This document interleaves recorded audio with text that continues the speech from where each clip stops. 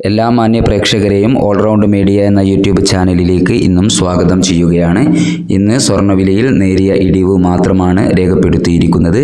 Russia Ukraine സംഘർഷ സാധ്യത സ്വർണ്ണ വിപണിയുടെ ഇറക്കത്തെ പരിമിതപ്പെടുത്തുന്നു.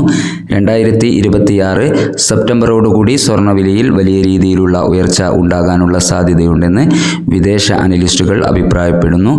ഇന്നലെ രാവിലെ സ്വർണ്ണവില പ്രഖ്യാപിക്കുമ്പോൾ അന്താരാഷ്ട്ര മാർക്കറ്റിൽ ഔൺസിന് $4,363 പരിധിയിലായിരുന്ന സ്വർണ്ണവില ഇപ്പോൾ $4,348 പരിധിയിലാണ് എത്തി നിൽക്കുന്നത്.